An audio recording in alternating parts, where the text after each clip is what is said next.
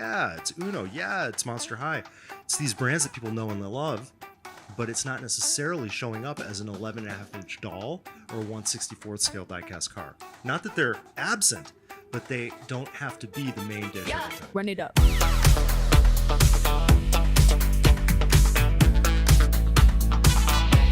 Welcome everyone to Brands in Play Live, recording at South by Southwest. Brands in Play is your podcast for all things immersive marketing.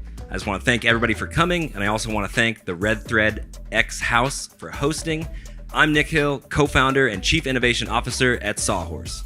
And I am Val Vacante, and we'll be interviewing Chris Down, Chief Design and Innovation Officer at Mattel, to talk about how brands are approaching the power of play, connected play, and gaming ecosystems like Roblox, Fortnite, and creative-driven platforms. That's right, but first, we're going to cover the biggest stories this week in immersive marketing. First, Resident Evil Requiem gets invaded by luxury brands. There's a new study showing the shifting taste of young game audiences. Epic and Google's secret metaverse browser app deal. And Ben Affleck's Gen AI startup gets acquired by Netflix. And for our real-time review, we'll be taking a look at one of the most talked about and immersive activations at South by Southwest, the Invincible Burger Mart. Let's get into it. Let's go. Run it up. So Val, we made it happen. After all this time, finally, we're here doing this live. Finally, yes, live. How's the South by been for you so far? So South by for me has been great. This year, it was the very first time at South by they've had brain dates. I don't know if you guys know what brain dates are, but brain dates are really these small, focused conversations. You kind of swap ideas. You meet with people you've never met before. Meet, greet. And I was fortunate to be invited to host one, and I hosted one on the future of play. Nice. What about you, Nick? Well, I just flew in at midnight last night. I came straight from GDC in San Francisco, the Game Developers Conference.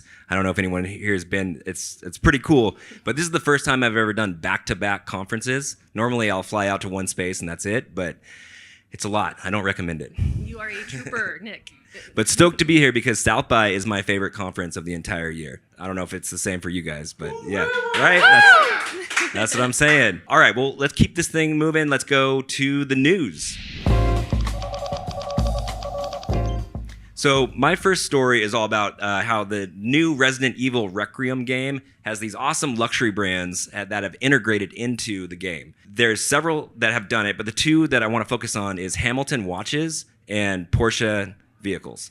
And product placement is not new in games. We've been doing it for a long time. But what's interesting here is they go a little bit deeper. So with the Hamilton watch, for example, it was designed specifically for one of the characters in the game. And then I guess it's coming out in the real world for sale shortly. So there's that. And also the Porsche car is in several cutscenes. And so the point of this that's interesting is that brands are more intentional about the way they integrate. So traditionally, it's more been simple product placement, like billboards and just placing it in there. What they're doing is being more intentional of how they show up and how they add value to the actual story. So I thought that was pretty cool. Did you see this? Yeah, and I think we're going to see more of this because the generation now, as we all know, they are not fans of ads. They know it's an ad. They want to skip the ad. So any way we can integrate and have that immersive experience in our entertainment, we're going to see more of it. Yeah, absolutely. What's your next story? So my next story is redefining good gaming. What does that mean, right? So Newzoo, and Nick, you were at GDC, so maybe you heard, but Newzoo had their new 2026 report, and it's really showing how Roblox and Minecraft players have very little interest in high-fidelity AAA games.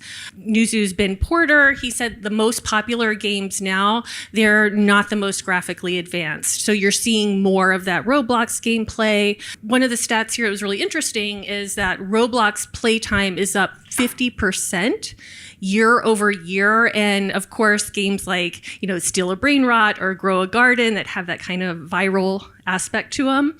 But on this chart here that we're seeing, this is one thing I wanted to highlight, that these same players, there's definitely a crossover. They're playing Fortnite, they're playing GTA 5, they're also playing Call of Duty, where they're under-indexing are things like, the AAA games like Assassin's Creed, Shadow and Monster Hunter Wilds. And then where they're over-indexing, are games like Among Us, Gang Beasts, and Tabs, or Totally Accurate Battle Simulator. Really, the takeaway of this story here is that, players, they value creativity. They like creating in those spaces. They like their community, and they really don't care too much about the graphics. It's all about that social, creative play. And that's definitely not intuitive for older audiences like everyone in this room and myself growing up playing games. It's always like, how can we get the graphics to look better and more realistic? We just saw the Resident Evil example. I mean, that's fantastic. But I think the reality is a lot of young generations they don't necessarily need that level of fidelity, which is interesting. And it's going to be interesting to see how that generation grows up, right? Are we going to continue to see more of that Roblox blocky play, or are they going to grow into the more graphic intense? I don't know. We'll see. Time will tell. Moving on to the next story here. It's all about how Epic Games and Google have a secret metaverse browser deal in the works. And so to give some context here, Epic Games is the owner of Fortnite and Unreal Engine. And they've been battling Google and Apple in court for years, basically arguing that the App Store itself is an antitrust. And they've been winning. So they keep winning and being able to see some progress in the right direction. So the context, just so I can explain it in simple terms, is like when somebody has a mobile game or a mobile app and there's an in-app purchase, that money does not go directly to that app owner. It has to pass through the App Store. The App Store takes a tax. And this becomes a bigger problem when you start thinking about the UGC gaming world, like Roblox, Fortnite, Minecraft example, because in that scenario, you have a third-party developer who's building inside of that platform, and then that platform or app is inside of an app store. So when someone spends $1, it's being cut 3 ways. And the problem there is that there's not a lot of financial opportunities for studios to monetize. So it's something that needs to be looked at. And what's interesting here is that what Epic Games is doing with Google potentially is creating a new secret open metaverse browser app. So the app itself will hold things like Roblox and Fortnite and Minecraft and all these places where hopefully there's better rates, it's more equitable and more freedom and more open. So definitely excited to see this. And apparently there's a $800 million investment attached to it. Wow. Yeah. And actually, that's a great segue, Nick, into big money. Let's talk about big money. Let's talk about big money. So Netflix buys Ben Affleck's AI startup Interpositive for up to $600 million. It's a lot of money, big money. So Netflix made one of its largest tech bets acquiring Interpositive. And if you guys haven't heard, it's really been an AI stealth startup. Their specialty is post-production and really alleviating the friction that filmmakers have. So the tool itself, what does it do? It actually focuses on fixing things like lighting or, maybe there's some background stuff, really accelerating the workflows. And one of the things I was really excited about this one is that it's not like a text to video platform. It's really dependent on the director or filmmaker's content. So uploading that content first and then enhancing, based on their vision. It's like a hypercharged post-production tool. Visual Yes. effects and post workflows. And I'm also excited about that for 2 points. One, it's made by filmmakers for filmmakers, hence Ben Affleck. But the other part is it allows those creators to really focus on the story and the craft and not really, the nuances. So we'll see how that grows and goes. We'll definitely track it. So let's keep moving. Let's go to our real-time review. And so the real-time review, every week we sort of go in and check out marketing activations, immersive marketing activations, both inside of gaming and in the real world. And what's so great about South by is that there's all these amazing pop-up marketing activations. And I know you went to one. Where'd you go? Oh, Nick, I went to one of the most talked about activations. This is the Burger Mart activation from Invincible, which is actually coming out March 18th on Amazon. So Invincible, animated series. And what happened here at South by is they brought Burger Mart that you're seeing on screen there, IRL. So it was a fully functioning burger, experience. And basically what would happen is there's a long line. Actually, you're going to see some of the footage here, but there is a long line, like one of the most popular, if not the most popular activation here. It was brought to you by Brisk. So Brisk Tea teamed up with Invincible. In terms of the activation itself, people would line up. You would go and order just like you do at a regular fast food restaurant. And they would give you customized merch and like bag giveaways. And in terms of the good of this experience, Nick, what was really good about it is that it was fun. It was unexpected. The pop-up really mirrors the world of Invincible. Like you guys saw the animation, you can see it IRL here. And then also it had really strong fan energy. So like people, they know the show, they were queuing up to watch it. There was even a couple people in cosplay, which was really cool. And then also, as I said, it was one of the most immersive and photographed experiences.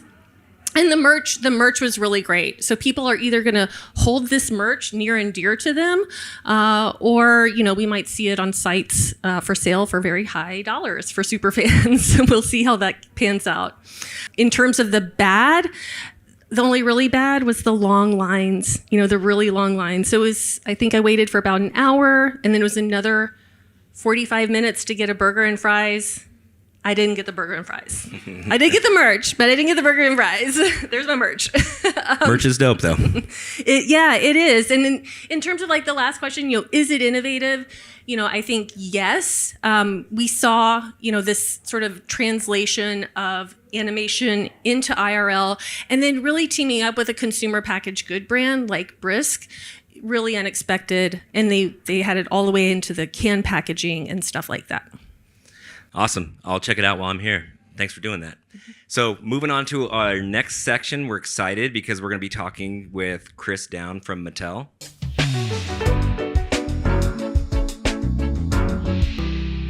Chris Down, he is the Executive Vice President, the Chief Design Officer, and Innovation Officer at Mattel. And we are so excited to have Chris here today because he leads Mattel's global design and innovation ecosystem. He shapes how play experiences are imagined, created, scaled across the world's most beloved brands.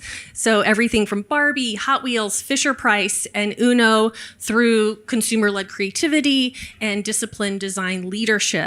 He has a career that spans everything from video games to regular play products, emerging technology, and he brings this rare hybrid of perspective of the future of design and evolving that kind of nature of play in many ways that people play today. So Chris, welcome. We'd love for you to share a little bit about your role as Chief Design and Innovation Officer at Mattel and the work you lead across Mattel. Thank you for having me. It's awesome to be here. It's awesome to be at South by, and it is such an unusual. We're reflecting on how unusual a year it is with the convention center down. I kind of love all of the different spaces throughout the city. It is novel, and I think only in Austin could something like this actually work. So go Austin. I love it so much. And it almost gamifies the whole experience of trying to manage your calendar. And like any game, it has a fun reward at the end if you are successful, but it is hard to master. So go Austin and South by for gamifying the whole event.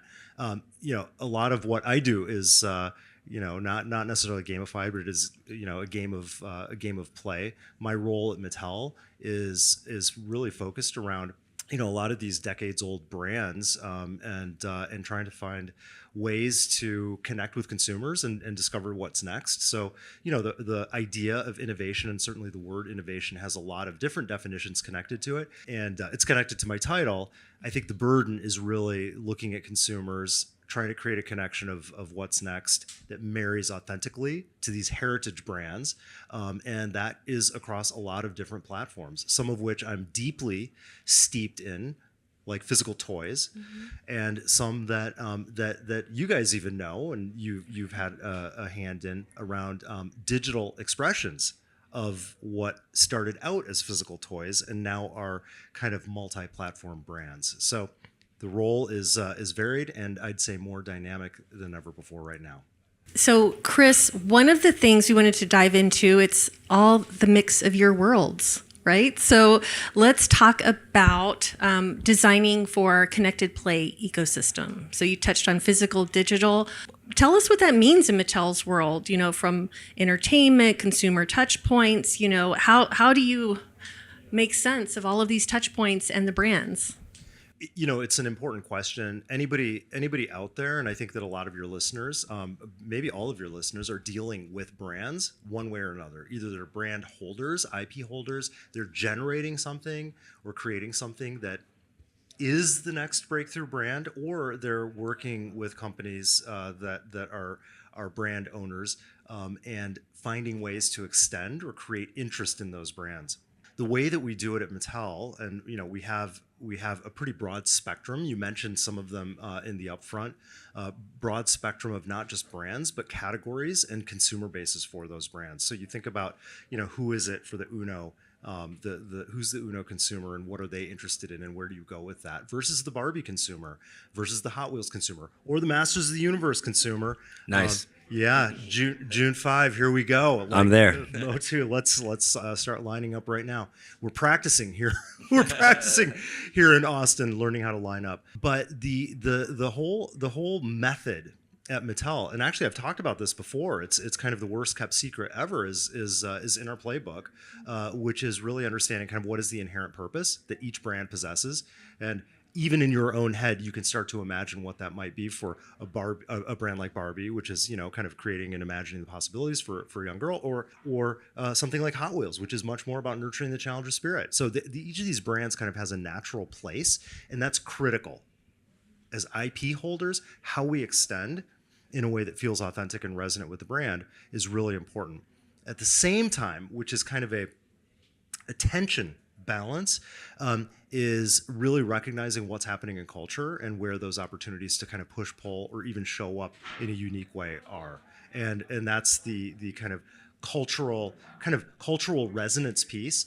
All of that is wrapped inside of being consumer centric and really understanding where our consumer is and projecting, looking for those signals about where our consumer might be growing and going. And then part of the Mattel formula, and you can see that more now today than ever before in our 81-year history, is looking at what are the extension opportunities, what is we call it the franchise opportunities, but how are our brands showing up in different places that feel resonant with consumers and consumer audiences, as we look to expand consumer audiences, as we look to deepen delight with existing audiences, as we look to creating kind of freshness and newness, which the toy industry is absolutely is a key characteristic of the toy industry. It's always like, what's going to be new? What's going to be hot? It just doesn't have to necessarily be around toys, which is interesting. You started out with a little video sizzle. I'll tell you a little secret, and if you watch the sizzle again, if you're watching it on YouTube and you're like rolling it back again, check it out. There are very few toys in that sizzle. Very purposeful for your audience and for this discussion today, that we're showing these brands in a way that feels totally authentic. Yeah, it's Uno. Yeah, it's Monster High. It's these brands that people know and they love, but it's not necessarily showing up as an 11.5-inch doll or a 1/64th scale die-cast car. Not that they're absent, but they don't have to be the main dish every time. Yeah, that's so exciting. I mean, you're transcending these legacy brands into new forms, and it's not really about what it used to be. It's the brand is much bigger than that, right? I love that, and I want to talk about a specific example because you guys manage so many brands. There's so much to talk about, but I was just at GDC talking to one of your colleagues, and he basically set you up as the Hot Wheels GOAT.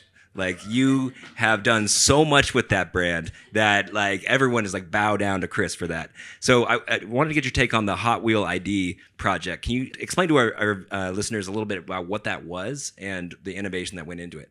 Yeah, look, I will. I think first time ever being called the Hot Wheels GOAT. I'll take it because I love Hot Wheels. I love Hot Wheels.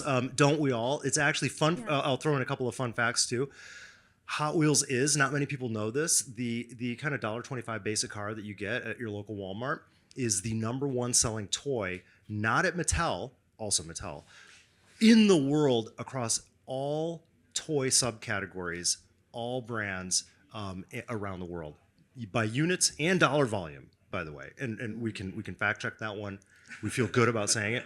So there's something about that, about it being ubiquitous, and part of it is the price point. Part of it is the mixed strategy and the go-to-market programming that the company's developed over the course of, it's going to be close to 60 years soon. But a big part of that is how we're connecting with consumers.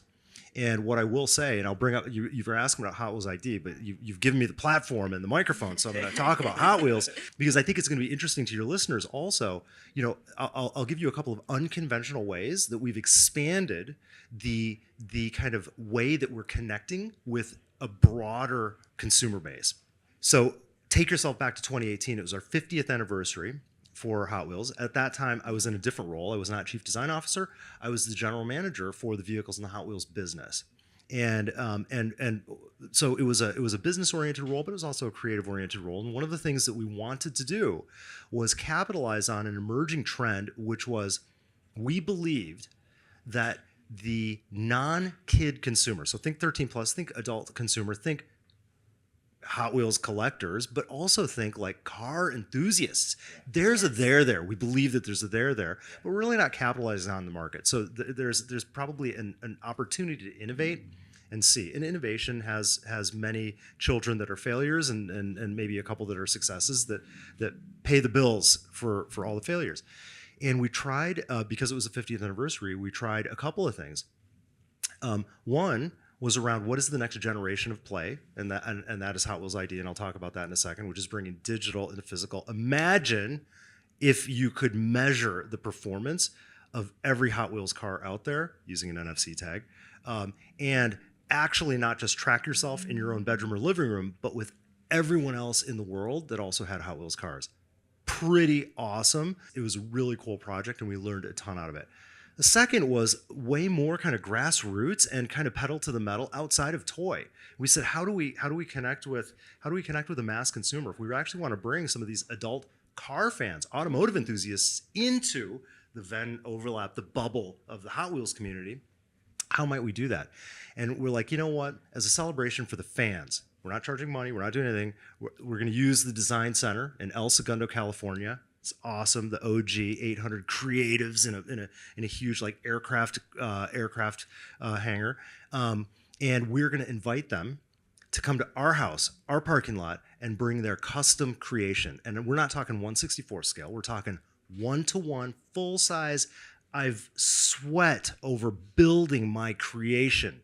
Bring that beauty out of the garage and roll it on over to El Segundo into our parking lot, and if we're going to judge these things, we're going to judge it on craft, execution. How Hot Wheels does that look? Built, not bought. You have to do it. You're the one that is bringing this beauty. And at the end of it, we actually did it in multiple cities. We started in El Segundo. At the end of it, we're going to choose one to turn into a real Hot Wheels diecast car. That is the goodie at the end of the rainbow. And what started out as, is anybody going to show up to our party? Which about 1,000 people showed up that day. The last El Segundo Legends, we call it the Legends Tour. The last El Segundo Legends Tour, 20,000 showed up. And this year, it's expanded globally since 2018. 800,000 people have come to now what is considered the largest traveling car show in the world in order to compete for their car to become the next Hot Wheels diecast. So another way of engaging consumers, by the way, we don't charge for it. It's all family. And we have brought in a whole new community of people that are now interested in Hot Wheels, but they were interested in cool cars before they were interested in Hot Wheels. Well, and it's probably incredible just from like a multi-generational perspective too, right? Like there's like obviously the hardcore, people who are building the cars, but they also have kids, they also have families, like showing them the thing they built and probably being at Mattel. 100%. I mean, people are not coming by themselves. In fact, it created an interesting dynamic and interesting opportunity for maybe dads in some cases to actually come and bring the whole family to something that the whole family enjoys, because it's not like a normal car show. There are normal car shows all over the place, and they're great. And you see cool cars, and you get to meet people and hear their stories.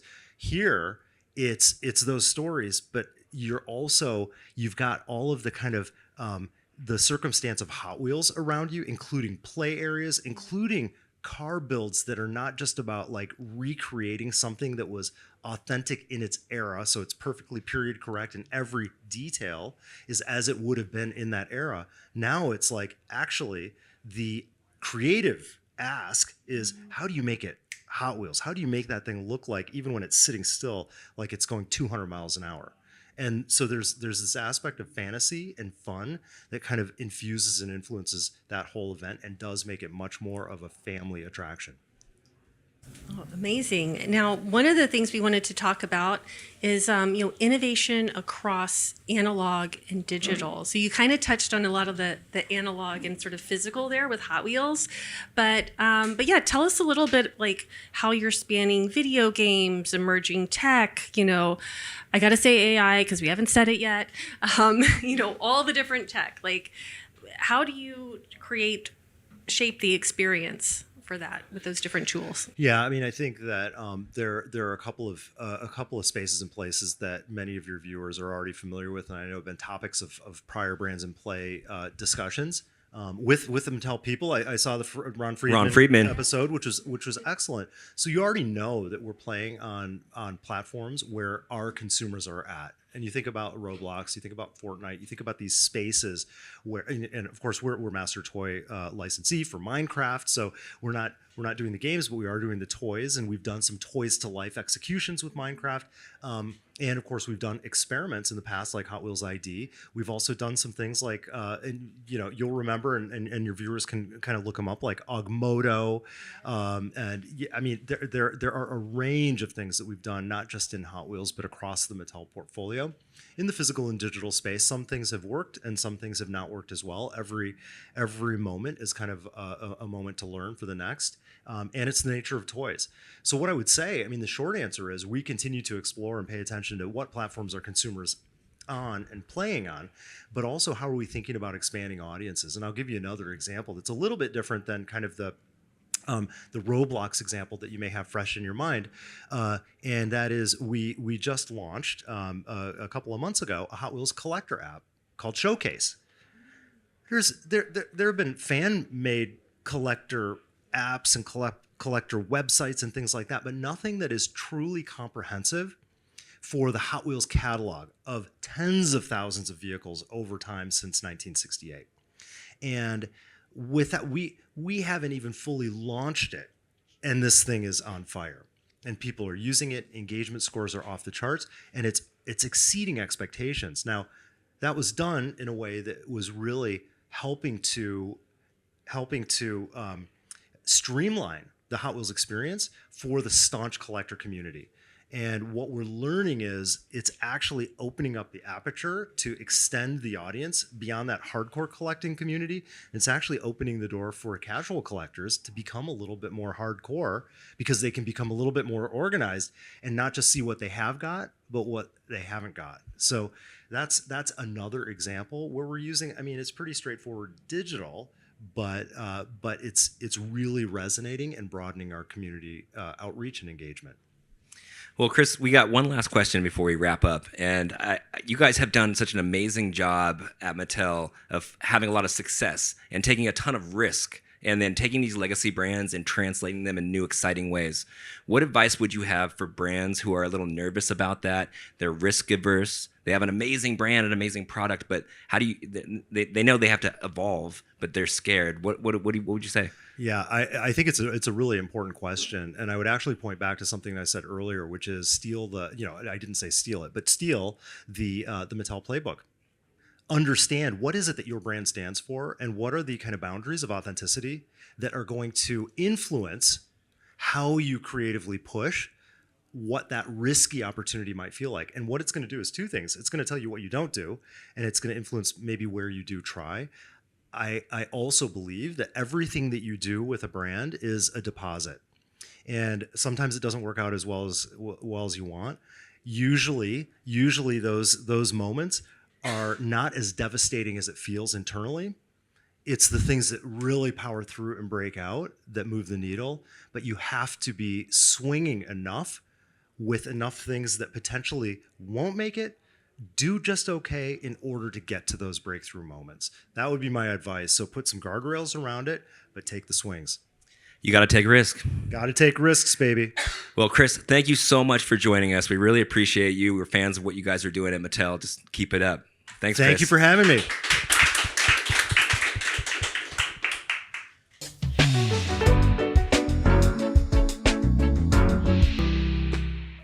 All right, so that's a wrap on our live recording here at South by Southwest at the REDTHREADX House. A huge thanks to Chris Down from Mattel for joining us and sharing how major IP is being translated into playable experiences across gaming platforms. Thanks, everyone. We appreciate you for coming out, South by Southwest 2026, and check out Brands in Play. Every week, tune in, subscribe. We appreciate you, and we'll see you next week.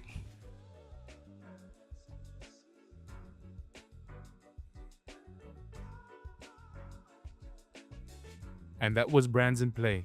Thank you for joining the podcast where we explore immersive marketing and the people who are leading it. Our show today was produced and edited by myself, Edward Regu, alongside our creative producer, Dr. Giovanni Casamero.